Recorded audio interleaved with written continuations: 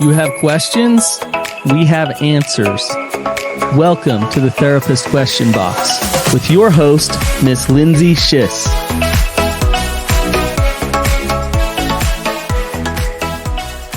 Welcome back to another episode of the Therapist Question Box. We're here to answer your relationship and mental health questions. Today I have with me Kathy Kinghorn, owner of Therapy Utah. Thanks for being with us. Good to be here. I'm excited about this question because I think we often get questions that are, what can I do about this problem or this problem? Oh, yeah. And this one is actually different. Oh, good. Yeah, it's a little different. It's about like how do we know when things are going well in a relationship? So I'll just ask the question. Everyone talks about red flags, the warning sign that something's off. But what about everyday habits that make relationships work? Can you give us some advice on that?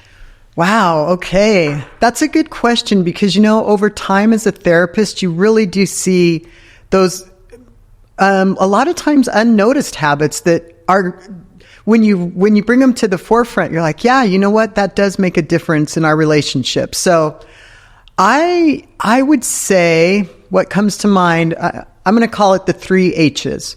Okay. So in no particular order, because I'm trying to think of these kind of hidden ones. Well, we are really on H, aren't we? Let's go with H. Here we are, hidden. Yes. Yes. Humor. Healthy relationships have healthy humor. The humor is reciprocal. It's really diverse, right? But what it's not is sarcasm. Sarcasm goes to an unhealthy place. Now, and you can make a joke, and if there's an agenda behind it, it's not a joke. It's not humor. It's sarcasm. But if you have a couple and they are able to have their own private jokes and their own sense of humor, that is just a consistent, wouldn't you say that's a consistent Absolutely. Sign? And it's almost like their inner world. Like they only know it, right? It's kind of when there's something happening in a room and a couple, kind of grabs their spouse's hand and squeezes it knowing like, oh, that was crazy. Or did you hear that? It's that same thing. It's like, yes. This is a part of our inner world. And I think that distinction is really helpful from humor to sarcasm. Yeah. Like that there, and what did you say? The motive behind sarcasm. That there's an agenda. With yes. humor, there's just not. Yeah. I mean, in a light way to put a smile on your partner's face, but with sarcasm, if you really look at it, I mean, I think of the times I've been sarcastic. Yeah, I got a little dig underneath it. I got an agenda. I want to say, look at this. But humor is just free flowing, and it's one of the first things that kind of goes. And it's in the absence of it, it's just hard to keep the aliveness of the relationship, the fun in the relationship. Isn't that interesting? You would think humor, not that big of a deal, but actually You're right. When I think of couples I've seen, when they can joke together and be lighthearted with each other, you're like, okay, things are okay. Because when you can face the world with a little bit of humor, it makes a huge difference, right? Yeah. And when you can do it with a partner and you have that shared humor, huge. So I love that. That's the first H. Tell me the others. I'm going to go with, I feel like I'm going to go with 100, Alex. That too. I'm going to say hurry. We live in a society that is go, go, go. But I can tell you, this is one that's so overlooked by couples. When you put hurry into the equation, a lot of times the relationship is impacted negatively. So let's say you're going out and you're going to go out with friends and you're actually, hey, we're going to have a good time. And then all of a sudden, one of you's like, hey, we got to hurry. And instead of just enjoying it and relaxing, just the fact that hurry came in, now there's a different energy. It's like maybe you wanted to spend more time and get really done up, or you wanted to try on a few outfits because it was like, I don't know, you just wanted to feel like a woman again and you wanted to go out and enjoy something. Yes. And now it feels like there's pressure, and it can switch the energy just by putting hurry in it. Gosh, I feel like we could just stop right there and do an entire episode on hurry. because you're right. The energy changes. It's no longer, I'm here with you. I'm present. It's, I have to get somewhere. I have to do something. And so the focus changes. Yep. The energy changes. In fact, I just read a book there's a few books that have been really incredibly impactful in my life. And this was one of them. It's called The Ruthless Elimination of Hurry. And it is incredible. And really, one of the things he talks about is when we're in hurry, we aren't in presence. We cannot be present because we're thinking about where we need to be and what needs to happen and why we're not there. We're not really present with the people we're with. And so it's actually the antithesis of being lovingly connected is hurry. So such a great point. And even you notice this too, Lindsay, when people come into session and they're a little bit late, and then that's a little bit flustering for them. It takes a lot of the session sometimes to just, okay, let's just take a breath. And the only difference was either if they come in as a couple is that they were hurrying before.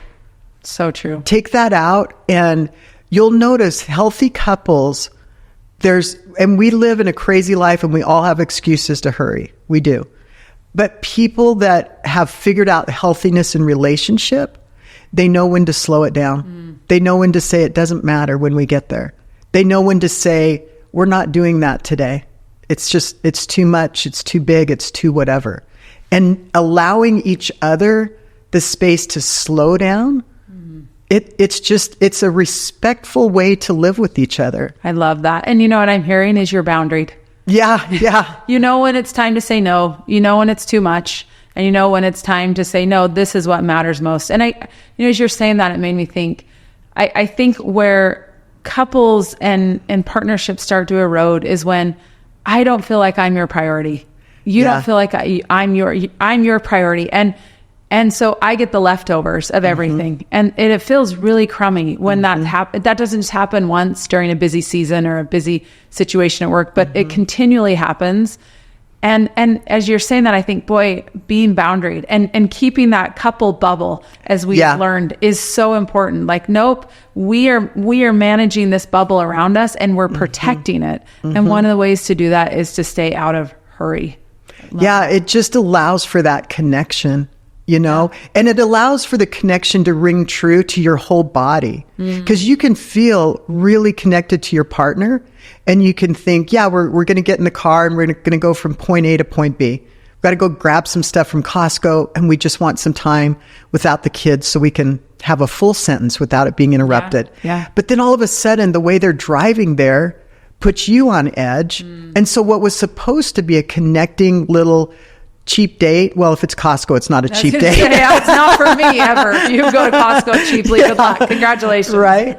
But all of a sudden, that just sense of what's going on. Why are they driving this way? Now you're tense. Totally. They pick up on your tenseness. And then you go and it takes that ability to have humor in it. Now you might get sarcasm with, you might make a cutting remark about their driving. So it kind of just is that domino effect. Yeah, that makes so much sense and is, I think, right on. I really would love to do an entire episode around hurry and we should. trying to understand why we hurry and why we're perpetually in a hurry and recognizing like you actually might be going on that nice little, very expensive date to Costco, but that it may turn into that just based on the way you're driving or the way you're engaging, the way your body language is, like just to be aware of that, right? I love that. Okay, the last H. All right, I'm going to go for, when we look at this, like we're really talking about what we've seen over time, Lindsay, right? Of those healthy couples, I would say humble. Healthy couples they're confident in who they are, and not all the time. Sometimes they're a messy puddle in the corner. I have been, certainly.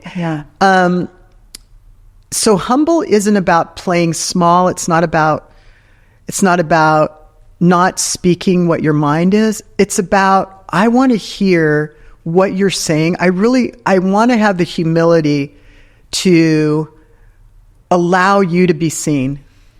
And like in my own experience, if I really need my husband to get something, like he needs to understand this, I genuinely try to go, okay, wait a minute. why am I dying on this hill and deciding that this is the thing he needs to understand? I need to get humble. And it can take me a while. I'll have this inner conversation going, you know what? Because he does. Because doesn't matter why. Yes, it doesn't matter. And on this thing, it's not a big deal if he doesn't, if I don't get his side. Like, I start from a very combative place with myself. You're defended. Yeah. You got to defend yourself. Yeah. And I think, depending on what it is, right? But I really do genuinely make an effort to have that conversation with myself and get into a place where I'm at least open to hear what I missed. You know, what did I not see about his side? What new information could I get that might make me understand that there actually is a different point of view on this? And honestly, I think it comes down to being humble. And I will be the first to say I missed the mark on it. I'm not saying I'm perfect at it. I'm saying it's my goal, and it starts on the tougher conversations. I have to say it starts with that inner conversation of me being arrogant and resentful and defended and all of those things wrapped in a pretty package. I actually really appreciate you saying that, because I think humility is such an important characteristic of being in a good relationship. And it's really hard. And it can feel, like you said, we can have this package of ego and defensiveness and all these things, and I need to be right. And yet it kills connection. Yeah. It kills connection. So I love that reminder of that inner work first. We've got to get curious. Like, why am I dying on this hill? Why is this so important to me? Why do I not feel seen in this? What is going on for me that I'm feeling like I can't go, wait a minute, help me to understand where I misstepped. Help me to, and as we're talking about that, I look at it and I wonder, is it because there's a lack of safety? Is it because we feel that we need to be heard and seen? Why do you think that? Like, why do we lack humility? I mean, there's many reasons, but what comes up for you? Yeah, I mean, Lindsay, there really are so many reasons. Sometimes it's lack of safety. I think that a few years ago, I decided I was terrible at feedback. Anybody that gave me feedback, I pretended to take it, but I did not take it. But I was way good at pretending to take it. And I decided... Isn't that the irony? Yes. Oh, yeah. Oh, yeah.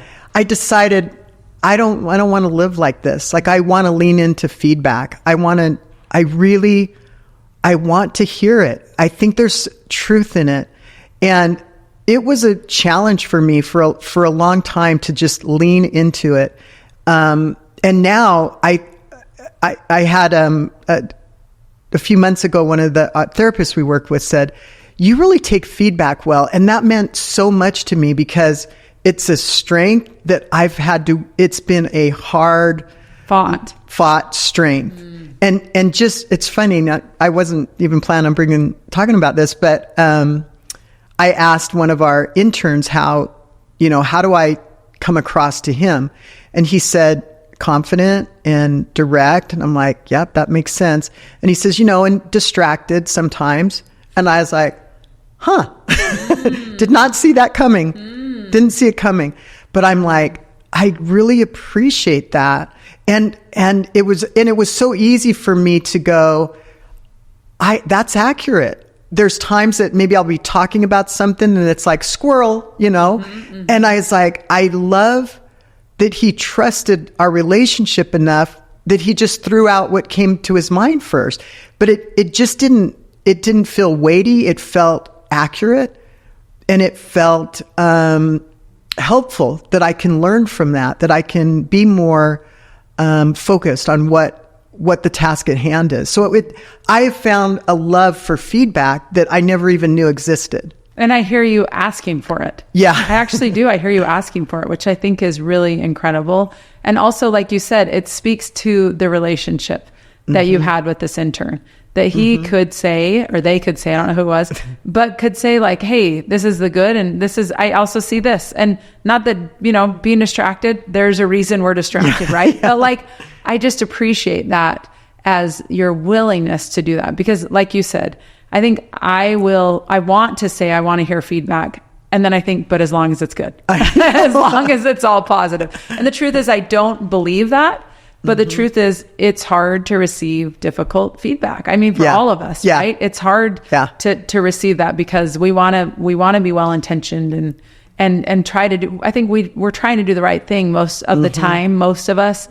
And so it can be hard, but to recognize like that could probably be very connecting. I would imagine with that intern, there's probably a depth of closeness that maybe wasn't there before. Yes, 100%. And when you think about that in those healthy relationships, and you think about how do you get humble with your partner? Are you wanting to be humble?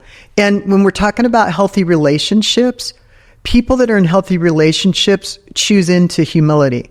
They choose into going. They choose into it, and it can also look messy. It can look like, okay, I hear me. I can see I'm off the rails on this. I'm going to go off the rails for a few more minutes, and I'm not going to be able to hear anything, but I'm going to circle back. But here I go. So it's not this clean little, I'd tenderly like to hear what you're saying. Sometimes it can be, but in my experience, it's more like, I'm going to go for a minute. So here we go. But here's what I hear too, is you're giving yourself grace to do that. It's like, you know what, I'm going off the rails for a minute and I'm okay with that. I'll be back. Yep. And I actually recognize what I'm doing because this feels really hard. Yeah. And I'm dysregulated and I need to come back. Yeah. Yeah. I love for that. sure. Excellent. So the 3 H's: humor, hurry, lack of hurry, right? And being humble. I love that. Are there anything that you feel like are small daily rituals that help couples to stay, or routines that help couples to stay connected? And research backs it up. The first 3 minutes of greeting each other is critically important. Do you even greet your partner? When they come in, do you go over to greet them? Do they come to find you in the house? That's a really important thing. And it doesn't have to always happen. I think sometimes when we're trying to learn these healthy skills, it's like, well, if that's important and science backs it up, every day I've just got to go run into my partner's arms and give them a big hug. It's like, no. Give yourself some grace. If you're doing it about 70% of the time, you're doing great. You're doing great. And if your heart wants to do it 90% of the time, that's beautiful.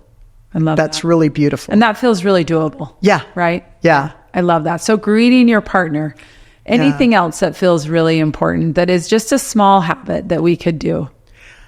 I think just understanding that, sometimes we always marry somebody that comes likely from a different experience than ours. So recognizing that what we believe is normal or healthy could look entirely different to them, but both could be healthy. Like my husband's very blunt and very gregarious, and very chatty, and that's not how I move in the world, but it's really healthy. It's really healthy. Yeah.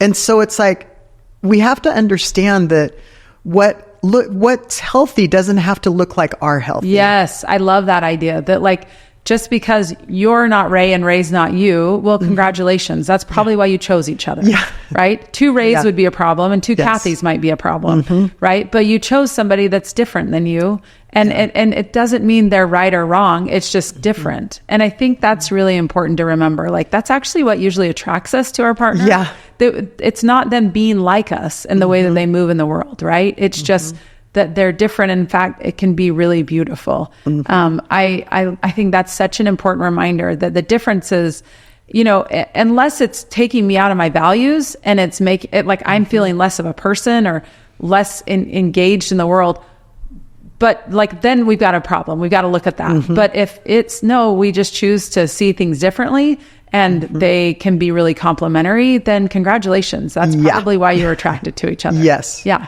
Absolutely. I love that. I think that's such an important reminder. All right. Well, with the 3 H's and some of those little things that we can do, is there anything in addition to that you feel like we didn't cover that you feel like is important? I think that I think that we have the front lines to seeing a lot of good people that are wanting to be good and trying their best in a relationship, and their best might not be in the same area as your best. And so it can get lopsided like that. And I think just making effort, and we see it. Like, I think there's so much negativity in the world now, and we can think, well, nobody has a perfect marriage, or nobody, of course they don't, but there's a lot of good relationships out there. There's a lot of good relationships that people want to make better relationships. And I would just say that making effort matters. I love that. Making effort matters. And that is what it is turning to your partner every day and making effort. Mm-hmm. And sometimes your effort might look like 100%, and other days it might look like 40. Yep. But we're turning towards partnership and making effort. Mm-hmm. I love that. To just recap, I love the ideas of the 3 H's: humor, to, healthy relationships have humor. Yeah. And that's one of the first things that goes when relationships are struggling. Hurry. I said it, I think it's probably because it's something that I need to work on, but, to take time with our partner, and our presence with our partner really matters. And the third is humility, that healthy couples are confident in who they are, and they're also humble enough to take feedback and to be reciprocal in that. Mm-hmm. I love those 2 ideas of those little habits of greeting your partner, and that there's 2 ways to see things. There's 2 ways to go in the world. And actually that's probably what attracted us to our partner. So, I think it's a great reminder that healthy relationships aren't just built on romantic gestures, but they're consistent and often just small choices. Mm-hmm. It's listening, it's repairing, it's laughing, and doing those consistently is really what can build a healthy relationship over time. Yep. Kathy, thank you for being here. I love this episode. I loved learning about the good, right? Yes, what's the good that we can do? Yes, I appreciate that question. Awesome. So we're grateful for you listening today, and hope that this episode provided some good insight around relationships and what you can do to not just make your relationship good, but to make it better and even the best it can be. And until next time, we are here for you, for your questions, and take care of yourself.